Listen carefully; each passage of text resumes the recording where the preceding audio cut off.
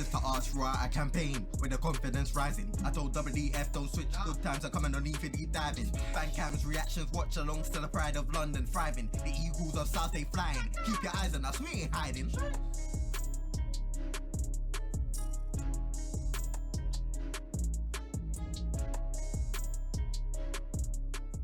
Yes, guys, welcome back to Transfer Weekly. And this is the last episode of Transfer Weekly in this January transfer window. Obviously, in this show, I'm going to cover all the rumours and all the transfer news revolving around Crystal Palace in this January window. And guys, we're going to try and make this one the best one yet. And please remember to like, share, subscribe, and turn on that notification bell so you do not miss any of our videos or live streams. And without wasting any more time, let's get straight into it. Before we jump into some more rumours, we're going to have a little bit of a recap for what's happened so far in this January window. Overall, it's been a very dry window for really everyone in the Premier League, and only one player that we've covered so far, and that is Calvin Phillips, has actually made a transfer. He's moved to West Ham on loan until the end of the season, and they've paid a stupid amount of money for him, and that's really the only player that we've been interested in that's actually moved anywhere. And if I'm really honest, it's probably one of those players I didn't think we was going to get anyway, so it is what it is. It is what it is. It is what it is. However, Ibrahim Osman, who hasn't moved yet, but it looks like West Ham have definitely upped their game in trying to get this player, purely because I think they're looking at about £18.5 million to maybe sign him. And that is a bit mad. I don't think we was ever going to offer that much for someone that's unproven in a bigger league, let's say. That's no disrespect to the Danish league, but £18 million is a lot of money for a player like him. And really, the only one that's really come off, but it's not been confirmed yet, is Daniel Munoz. And really, Crystal Palace have apparently got it on a permanent deal. Incredible. We finally got a right back. I'm going to be dancing the second that that reveal comes out officially from Crystal Palace, and I can finally sleep happy. Anyway, guys, let's get straight into the newer rumours. But starting off here today with Dan, who's talking about Adam Wharton, who we have bidded £18.5 million for. Hey everyone, it's Dan, aka Down to 10.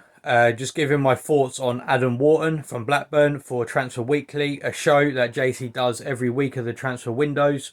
It's a fantastic show, so if you haven't watched any of the others, please give them a view, because they really are excellent, and JC does a lot of research and a lot of time editing them, and they are fantastic watches. But anyways, moving on to Adam Warton. He's a young 19-year-old from Blackburn. I believe he's involved in the England youth setups as well. Positives of his game: he's got a very good pass on him, so he's able to pick out numerous types of passes, whether those are through balls threaded through defences, whether they're just more just to find players in space, like more like backwards passes to like right backs or something like that, to try and help the wings. He's also able to pick a nice long pass as well, although he doesn't do it that often for Blackburn, I think because of their style of play. He's excellent in the final third as well, able to pick out that key pass that might lead to someone having a shot. Some negatives of his game: I think he can be defensive. At the moment, physically, he's probably a bit light, so I think that's something we could definitely help him develop with. Defensively, I think he is decent, but I think he can get not sucked in. He's a very aggressive defender, so I think sometimes maybe he just needs to learn when the right opportunity is to actually engage in terms of a defensive action. But I think those are definitely things that will come with experience and development, which I believe that we can help provide him with. I mean, we've seen development defensively from like Michael Elise, for example, albeit a different position. But like, for example, he's been able to improve his defensive outputs massively in the time he's been with us, and I think Adam Warton will be able to do exactly the same. He doesn't tend to shoot very much. He's very much like a deep line playmaker. But I think he would work excellently with Sheikh Doucouré. And to be honest, I think when Sheikh Doucouré is going to leave at some point, so I believe Sheikh Doucouré leaving, Adam Warton will be his successor in some ways. Although I imagine we'll probably have to change the system a little bit depending on how well his defensive ability comes along. Now, in terms of a price, Blackburn want 25, well, apparently 25 million for him. Whether that's including add-ons or not, I'm not 100% sure. But we started at 15 million, which I think would have been an extremely good deal for him. Because to be honest, I think in the future he's going to be worth at least triple that. So even if we buy him for 25 million, I think we're going to be selling him for at least double, in my opinion, potentially even triple at that price. He's just signed a 7-year contract with Blackburn as well, so that's helped protect his value for them. Would I pay the money? I mean, obviously it's not my money, but I'm a huge fan of this guy. I think he's an excellent player. I think he's got the attributes that we need, and it comes into our transfer business in the sense of like we're trying to buy these young players, make them a little bit better, and then try and sell them on for bigger fees. And I think he definitely fits that mould. In terms of his attitude as well, from what I've seen on the pitch, he loves to get stuck in. In that sense, he's very much like Will Hughes, but he's actually mobile. And I think he's a player that could eventually be a leader in the future. But yeah, that's all I have to say about Adam Warton. Like I said, if you check out more of JC's Transfer Weekly videos, they're really, really good watches. And I hope you have a lovely day and enjoy the rest of the video. Thank you very much. See you later. Next up, we have got Rak-Sakyi. He currently is a Crystal Palace player, and he's got interest from other teams to have him on loan until the end of the season. I just want to start by saying Jez should have been gone at the start of the season. We should have let him go out on loan when Leicester wanted him, when Ipswich wanted him. We should have let him go on loan, and unfortunately Hodgson promised him that because of Elise's injury, he'll have game time. He'll have minutes in the Premier League, and even when Elise's back, he'll be in rotation. However, that just didn't happen, really, did it? The 21-year-old right winger currently is working his way back to fitness. He's not fully fit yet, but we have seen him in some training footage, for example, and, hopefully he can get back in the team soon. Last season, he had a great loan at Charlton, being their top goal scorer and being the main outlet for that team, and being a huge success on his loan. Obviously, at the start of the season, we all wanted him to go out on loan in the Championship to get more game time and get more experience. Unfortunately, Hodgson blocked it, saying that he's going to play due to Elise's injury, but that never really happened, did it? He's only played 130 minutes in the Premier League with 6 total appearances, and 2 of those appearances, he only got 1 minute of game time. So Hodgson has really just ruined his development this season, in my opinion, and with his contract running out in 2027, there's no rush to sell him, and if anything, by the end of that contract, he should really be a staple in the first team by then. Really, he just needs to go get first team experience, and certain teams that have come in for him, it's pretty interesting. So first off, we've got Birmingham who won him, and it looks like Paz trying to do maybe a swap deal, maybe Jez on loan and then Jordan James coming to Crystal Palace on permanent. We're looking for a midfielder. We've looked at Wharton. They have rejected our bid, but maybe this is the backup. But to me, I don't feel like this guy is anywhere near Warton, even though his numbers may seem a little bit better. But the team that I'm most interested in, Jez going to, is Southampton. They want him on loan, and they currently sit 3rd place in the Championship. They're looking to reinforce their forwards because they would like to get into that automatic promotion position instead of having to go through the playoffs, obviously. And I think he'll get game time, purely because Edozie and Sulemana, both of their main wingers, are both out injured, and he's going to get a lot of game time. They're looking for a progressive winger that can finish off chances, and that's something that Jez can do. We've seen it before, and hopefully he can apply his trade in the Championship. Like I said, he's definitely going to get game time because of all the injuries, and this is just the best thing for his career. And if he can help them get automatic promotion, what incredible experience it's going to be for him. And by the end of it, I'm sure he'll come back a whole new player and potentially even be rivaling Elise for that first team spot if Elise goes in the summer. With Warton and Munoz potentially signing for Crystal Palace, there's only really 2 positions left for Palace to look for, in my opinion. That's a left wing and a striker. And I think left wing is slightly more important than a striker because, we haven't replaced Wilf. And I feel like left wing is much more important because although Edouard and Mateta, they're not really incredible strikers, they'll do a job. The fact that we don't have a left winger whatsoever, that's why we've got 2 left wingers coming up for you guys right now. First up, we have Jaden Philogene, and I'll tell you this right now before I say anything. If he is still at Hull City or in the Championship next season, he will be Championship Player of the Season. I will guarantee you that, because he's just incredible. He really is incredible. He is a 21-year-old winger that is primarily a left winger, but he can also play on the right wing as well. He used to play for Aston Villa, but then he got loaned out to Stoke and Cardiff before being bought on a permanent for Hull City for £5 million. Unfortunately, Villa didn't want to sell him, but they had to because they were looking to bed him into the Villa team. Unfortunately, they bought Moussa Diaby, and that sort of forced Philogene's hand to go get game time elsewhere, and he forced his move away to Hull City. He's a young player that grew up in Hammersmith and applied his trade and learnt all his skills in the football cage, which is something that really fits the profile of Crystal Palace. We've got Eze, Elise, Wilfried Zaha, the kind of players that have come through the ranks and they've just played street football and now they're applying their trade in the big leagues, and this is something that Crystal Palace are going to be loving if they can get this across the line. He's currently contracted to Hull City until 2026, so he only signed a 3-year deal, but he does have the option, but Hull City does have an option to extend this by another year. Because of his contract being so new and he's still got, and he's still there for another few years, his value is going to be reflectant of that, and it's going to go up quite a bit. Also, the fact that he was purchased this season, that'll just make it even more unwilling for Hull City to sell him, especially only after 6 months of having him.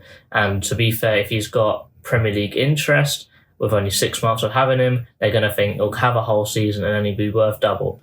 Granted, I want to preface this by saying that these 2 left wingers I'm talking about now, there's no links between them and Palace whatsoever.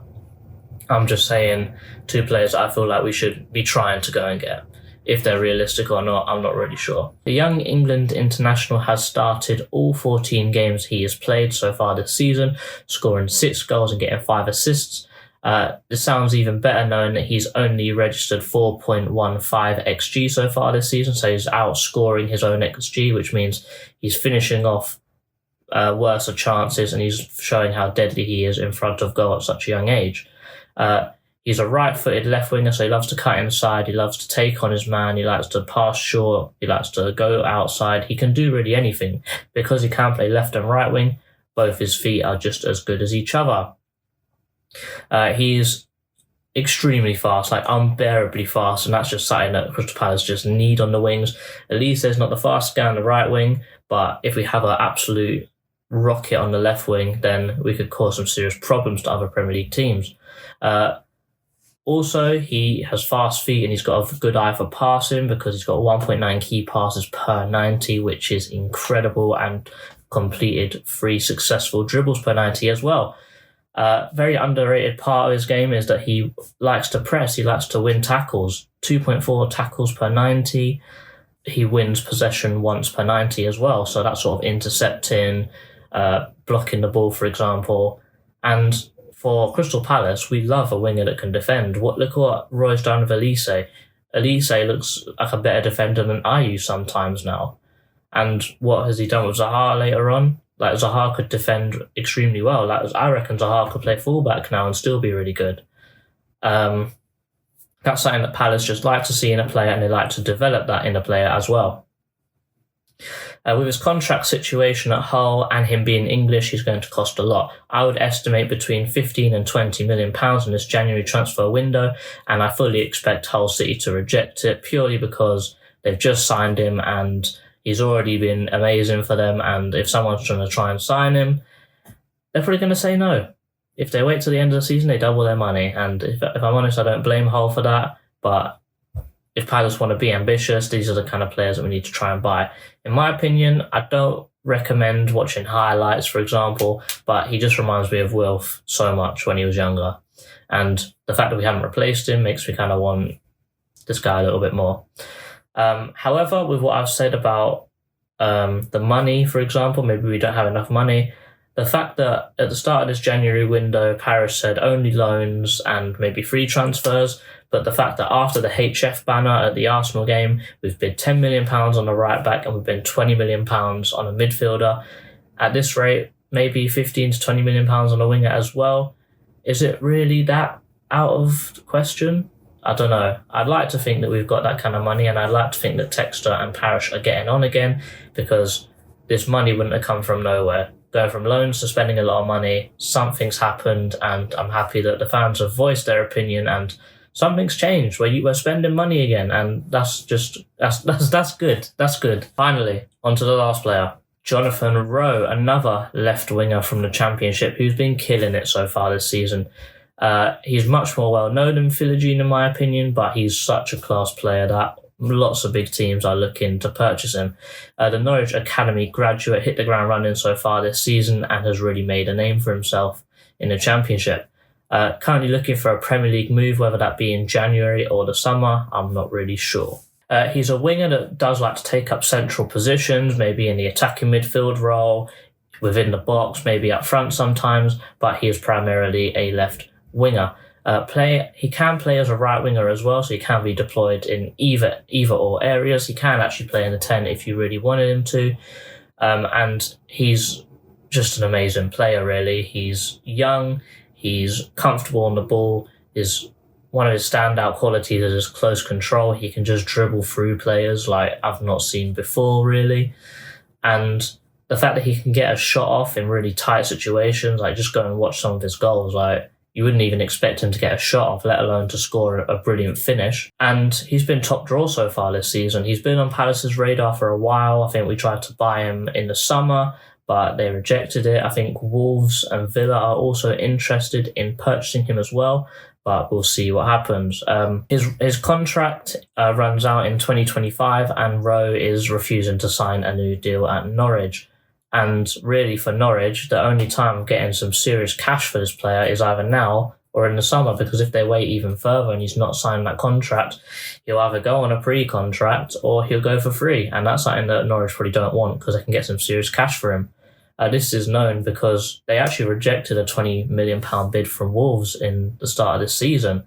So they clearly know how much he's worth, and because of that, they probably want about £30 million for him. So he'll be a lot more expensive than Philogene, but I would say right now he's young. He's a whole year younger, and I'd probably say he's slightly better. He's better end product, but you know, they're both incredible players. Overall, I think Jonathan Rowe would be an incredible signing for Crystal Palace, and it'll be a huge statement of intent. However, Aston Villa are looking at this player. Unfortunately, they can offer a lot more wages. They could probably pay a lot more for Jonathan Rowe, and they can offer him European football because they're doing well in Europe so far this season. They're killing it in the Premier League so far this season. And, you know, if you look at the prospect, you'd say Crystal Palace fighting relegation with Roy Hodgson till the end of the season, or Unai Emery going around Europe, killing it. What would you choose? They'd probably get more money there as well. But I'd love Rowe, but we'll see what happens. Maybe Dougie and Parish can pull something off. Like I said before, there are no links between Crystal Palace and Rowe or Philogene, but I just thought I'd cover these players because I feel like both of them would be very worthy Wilfried Zaha replacements. But I want to hear from you guys. Put in the comments below, who would you rather Crystal Palace buy if we was going to buy one? Jadon Philogene or Jonathan Rowe? Let me know down below. Oh, yeah, that's bars, you know. And yes, guys, that is all for Transfer Weekly in this January transfer window. Please remember to like this video because they took a lot of effort to run, and to be fair, shout out to everyone at Eagle Eye Football for jumping into at least one of these episodes, and it's been a blast, really. Remember to hit that bell notification so you do not miss the deadline day stream. That will be at 10 p.m. That'll be starting at 10 p.m. on February the 1st. Because the deadline window runs out at 11, so you know, don't miss it. And guys, thank you very much for watching. I really appreciate all the love for all these episodes, and guys, I'll see you Thursday. Up the Palace. Eagles.